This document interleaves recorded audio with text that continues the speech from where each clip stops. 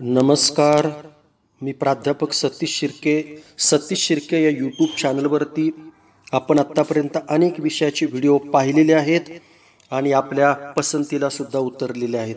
आज आपण असाच एक व्हिडिओ त्या ठिकाणी पाहणार आहोत. तत्पूर्वी आपण माझ्या चॅनलला नवीन असाल तर चॅनल लाईक करा, सबस्क्राईब करा आणि बेल आयकॉनचं बटन सुद्धा दाबा. नमस्कार. शाळा महाविद्यालय म्हटलं का सहली आली आणि त्या सहलीसाठी अलीकडे रीतसर परवानगी काढणं, त्याचबरोबर संमतीपत्र भरून घेणं, विमा काढणं, प्रस्ताव सादर करणं असे अनेक लहान मोठी कामं त्या ठिकाणी असतात. ती कामं कशा पद्धतीनं केली पाहिजेत, कशा पद्धतीनं त्या पुढे गेलं पाहिजे या संदर्भात सविस्तर मार्गदर्शन या व्हिडिओच्या माध्यमातून मी करणार आहे. निश्चितपणे आपण हा व्हिडिओ पाहू शकता आणि तशा पद्धतीनं आपण सहलीची तयारी करू शकता. तर पहा, मी माझ्या महाविद्यालयाचा शैक्षणिक सहलीचा हा प्रस्ताव जो केला होता त्याची PDF आपल्यासमोर त्या ठिकाणी विश्लेषण करत आहे. तर सहलीचा प्रस्ताव तयार करत असताना सुरुवातीला सहल दिनांक आपण करा, अनुक्रमणिका द्या, सहल मार्ग नमूद करा, सुरुवातपासून शेवटपर्यंत सहल मार्ग आणि त्याच्यामध्ये तपशील अनुक्रमणिका प्रस्तावाला जोडली पाहिजे. माननीय प्राचार्य मुख्याध्यापकांचं विनंतीपत्र, कव्हरिंग लेटर आपण म्हणतो, महाविद्यालय विकास समिती ठराव, त्यानंतर संस्था असेल तर संस्थेचं परवानगीपत्र, माननीय प्राचार्यांचं 100 रुपये स्टॅम्पवरती हमीपत्र, पालकाचा संमतीपत्राचा नमुना तुम्हाला पाहायला मिळणार आहे, वैद्यकीय तंदुरुस्ती प्रमाणपत्र, शिक्षक विद्यार्थिनी याद्या कशा केल्या पाहिजेत, विमा पॉलिसी, स्थळांची माहिती, ही सर्व माहिती आपण या ठिकाणी देणार आहोत. पहा, जर आपण सहल विभाग प्रमुख असाल तर आपण रीतसर माननीय मुख्याध्यापक प्राचार्यांना सहलीला जाण्याची परवानगी त्या ठिकाणी मागायची आहे. 1 दिवस असेल, 2 दिवस असेल, आणि त्याचा नमूद करून अगोदर प्राचार्यांचं आपण संमतीपत्रक सहल विभागानं त्या ठिकाणी मिळवायचे आहे. ती मिळवल्यानंतर मग तुम्ही तुमच्या भागाचे जे गट शिक्षण अधिकारी असतात त्या गट शिक्षण अधिकाऱ्यांना तुम्ही पत्र तयार करायचं आणि शैक्षणिक सहलीस परवानगी त्या ठिकाणी मिळाली पाहिजे.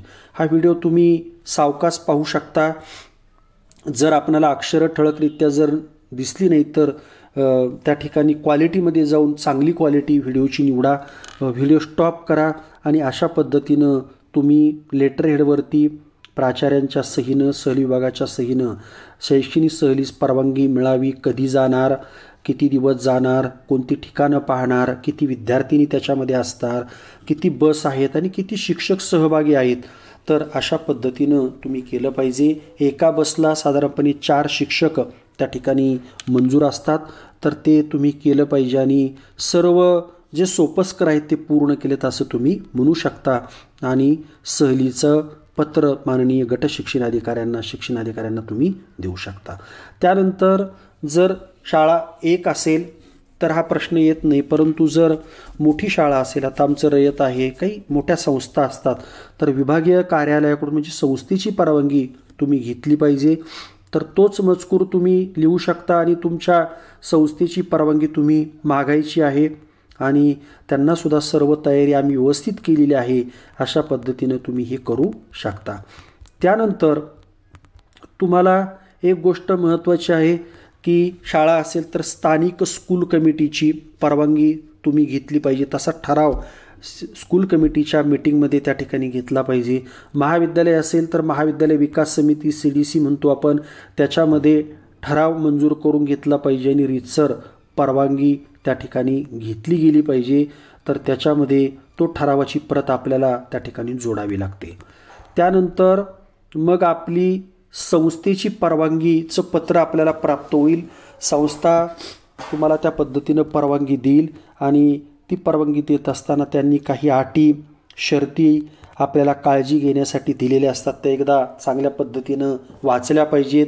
महत्त्वाची गोष्ट म्हणजे शिक्षण अधिकाऱ्याची परवानगी असेल, संस्था नियमाप्रमाणे शासकीय STनंच गेली पाहिजे, सहल कार्यक्रम मुक्काम सगळं हे तुम्ही घेतलं पाहिजे आणि त्याची जबाबदारी ते देतात. राहण्याची व्यवस्था केली आहे का, भोजन व्यवस्था असेल, महिला शिक्षिका मुली असतील तर महिला शिक्षिका त्या ठिकाणी असल्या पाहिजेत, मुलं मुली जर सहलीला असतील तर राहण्याचा खर्च, राहण्याची सोय आपण स्वतंत्ररित्या केली पाहिजे. अशा काही ऑडिटच्या बाबत असेल, तुम्हाला ओळखपत्र वगैरे ज्या काही गोष्टी असतात ते सर्व त्या ठिकाणी नमूद केलं जातं आणि तुम्हाला तुमची संस्था, विभाग त्या ठिकाणी प्रथमतः परवानगी देईल. ती परवानगी आणि रीतसर फाईल तयार करून त्याला तुम्हाला काय करावं लागेल, तुमच्या विभागाचे जे शिक्षण अधिकारी असतात किंवा गट शिक्षण अधिकारी असतात त्यांना हे पत्र दिल्यानंतर तेही अशा पद्धतीची परवानगी तुम्हाला देतात. ते सुद्धा सर्व खातरजमा करून जे काही सहलीचे नियम आहेत ते नियम तुम्हाला त्या ठिकाणी दिले जातात. त्याच्यामध्ये स्पष्टपणे नमूद केलेलं आहे की एसटीनंच गेलं पाहिजे, मुली असतील तर महिला शिक्षिका बंधनकारक आहेत, हिशोब व्यवस्थित ठेवला पाहिजे, संमतीपत्राच्या बाबतीमध्ये पुढे आपण चर्चा करणार आहोत. त्याच्यानंतर विद्यार्थी संख्येच्या प्रमाणात शिक्षक आणि शारीरिकदृष्ट्या सक्षम असण्याचं आरोग्य केंद्र, सिव्हिल सर्जन यांचं प्रमाणपत्र घेण्यात यावं अशा पद्धतीच्या बाबी त्या ठिकाणी आहेत. रक्तगट त्या ठिकाणी महत्त्वाचा आहे आणि गाडीमध्ये प्रथमोपचार पेटी असावी, रक्तगट तपासणी वगैरे केलेली असावी. या बाबी शिक्षणाधिकारी, गट शिक्षणाधिकारी तुम्हाला त्या ठिकाणी घालतात ते आपण करायचं. ही एस टीला जे डिपॉझिट भरतो त्याची पावतीसुद्धा आपल्या फाईलला त्या ठिकाणी जपून ठेवायची आहे. त्यानंतर जे शाखा प्रमुख असतात, प्राचार्य असतात, मुख्याध्यापक असतात त्यांना 100 रुपयाच्या स्टॅम्प पेपरवरती अशा पद्धतीने एक हमीपत्र भरून देणं गरजेचं असतं की आम्ही या तारखेला या वेळेला एवढे विद्यार्थी, एवढ्या गाड्या, एवढे शिक्षक सहलीसाठी जाणार आहोत. सर्व प्रकारच्या शिक्षण खात्याच्या नियमानुसार आम्ही सहल पार पाडू, कोणत्याही नियमांचं उल्लंघन होणार नाही अशा पद्धतीचं हमीपत्र प्राचार्यांना, मुख्याध्यापकांना त्या ठिकाणी द्यावं लागतं. त्यानंतर पालकांचं संमतीपत्र आणि विद्यार्थ्यांचं संमतीपत्र हे तुम्हाला घ्यायचं आहे. त्याच्यामध्ये तुम्ही एकाच संमतीपत्रात दोन्ही जरी केलं तरी चालतं. त्याच्यामध्ये विद्यार्थ्याचं नाव, माझी मुलगी म्हणजे पालक भरून देता येते, कोणत्या वर्गात आहे, रोल नंबर, शैक्षणिक सहलीचा तुम्ही उल्लेख त्या ठिकाणी करू शकता आणि सदर सहलीला माझ्या संमतीनं, स्वेच्छेनं पाठवत आहे, मुलगी माझी जात आहे आणि ती सहलीत जाण्यासाठी शारीरिक व मानसिकदृष्ट्या सक्षम, सशक्त आहे असं पालकानं आपल्याला संमती दिली पाहिजे आणि सहलीचे सर्व नियम, अटी आम्हाला मान्य असतील. सहल काळात कोणती अडचण निर्माण झाली त्याची सर्वस्वी जबाबदारी आमची राहील, तरी तिला सहलीच नेण्याची विनंती करावी अशा पद्धतीचं संमतीपत्रक ते आहे.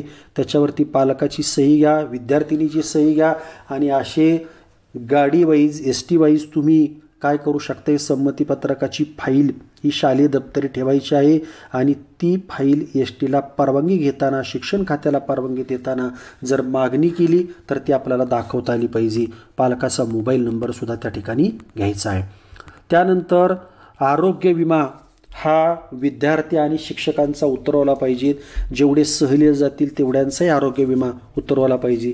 हे मेडिकल फिटनेस सर्टिफिकेट जे आहे तंदुरुस्तीचं, हे मी त्या ठिकाणी घेतलेलं आहे डॉक्टरांचा. शक्यतो सरकारी दवाखाना जो असतो, प्राथमिक आरोग्य केंद्र असतं, तिथूनही घ्यावं आणि ते घेत असताना अशा पद्धतीची यादी केली पाहिजे. पहा, आता बस क्रमांक लिहा, विद्यार्थिनीची सहलीची यादी, सिरियल नंबर, रोल नंबर घ्या, नेम त्याच्यामध्ये आलं पाहिजे, डेट ऑफ बर्थ आली पाहिजे, एज आलं पाहिजे, ब्लड ग्रुप आणि विद्यार्थिनीच्या पालकाचा मोबाईल नंबर. अशा पद्धतीची जेवढे विद्यार्थी असतील तेवढ्यांची यादी त्या ठिकाणी करायची आहे आणि मेडिकल फिटनेससाठी त्या विद्यार्थिनीला डॉक्टरांना बोलून आपण हे करायचे पाहिजे. अशा पद्धतीच्या याद्या करून ठेवायच्यात. कुठेही यादी मागितली तर आपल्याला देता आली पाहिजेत. तर हे त्याच्यामध्ये 41 त्या ठिकाणी विद्यार्थिनी बसतात. 4 शिक्षकांचं सुद्धा एज, ब्लड ग्रुप सगळं नमूद केलं पाहिजे आणि या बाबतीमध्ये तुम्हाला हे करता येईल. विम्याच्या बाबतीमध्ये मी तुम्हाला सांगू इच्छितो की अशाच पद्धतीचा प्रस्ताव विम्याला करायचा असतं. तुम्हाला तो विमासुद्धा त्या ठिकाणी घेणं गरजेचं असतं. आता पहा, इथं युनायटेड इन्शुरन्स कंपनी लिमिटेड, तुम्ही कुठल्याही विम्याला जर अटॅच झालात तर ते तुम्हाला साधारणपणे 1 महिन्याचा विमा तो तात्पुरता ट्रॅव्हलिंग काळातला काढला जातो. आता 3451 हा जवळजवळ 5 बसचा विमा म्हणजे 200च्या पुढे 240 220पर्यंत संख्या आमची त्या ठिकाणी होती, तेवढ्यांचा विमा त्या ठिकाणी काढलेला आहे. तर तेवढ्यांना एवढा खर्च येतो आणि हा विमा आपल्याला काढणं गरजेचं आहे. हा त्या ठिकाणी काळजी तुम्हाला अशा पद्धतीची स्लिप तुम्हाला येईल. त्यानंतर सहल प्रस्ताव दाखल करत असताना तुम्हाला सहल स्थळाची माहिती देणं गरजेचं आहे. सहल मार्ग सांगा, प्रत्येक ठिकाणाची 2-4 ओळीमध्ये काय आहे तिथं पाहण्यालायक, का तुम्ही सहलीला तिथे घेऊन चाललेला आहात, हे सर्व त्या सहल स्थळच्या माहितीमध्ये काढा. सहल स्थळाचा मार्गाचा नकाशा तुम्ही त्याला जोडा. हे अशा पद्धतीनं करणं गरजेचं आहे. त्यानंतर तुम्ही जे सहलीला जाणारे शिक्षक आहात, कोणत्या बसमध्ये, बस क्रमांक 1 शिक्षक कोणते, त्यांचे मोबाईल क्रमांक कोणते, असं प्रत्येक बसचं करून ते शालेय दप्तरी प्राचार्यांना, पालकांना व्हॉट्सअप ग्रुपवरती पालकांनाही माहीत असलं पाहिजे. कारण गाड्या अनेक असतील तर गाड्या पाठीमागे पुढे होऊ शकतात. प्रत्येक विद्यार्थ्यांनाकडं त्या ठिकाणी असलं पाहिजे. तर ही काळजी आपल्याला त्या ठिकाणी घ्यायची आहे. सर्वात महत्त्वाची गोष्ट म्हणजे शाळेतील सर्व विद्यार्थी सहलीला येणारे जे आहेत त्या विद्यार्थ्यांना, शिक्षकांना आय कार्ड वापरणं त्या ठिकाणी बंधनकारक असलं पाहिजे. फार जर संख्या असेल आपली तर युनिफॉर्ममध्ये सहल नेणं कधीही चांगलं आपणाला नियंत्रणाखाली त्या ठिकाणी असतं. आणि पालक मीटिंग घेऊन शिक्षकांनी पालकांना, विद्यार्थ्यांना नेण्याची सोय असेल, वेळेत आणणं, अशा पद्धतीच्या सर्व माहिती देणं गरजेचं आहे. तर हा प्रस्ताव सहल मार्गाच्या बाबतीमध्ये तुम्हाला सहलीच्या बाबतीमध्ये निश्चितपणे मार्गदर्शक ठरेल अशी आशा आहे. चला तर सहलीला जाऊया. तुम्हाला हार्दिक शुभेच्छा.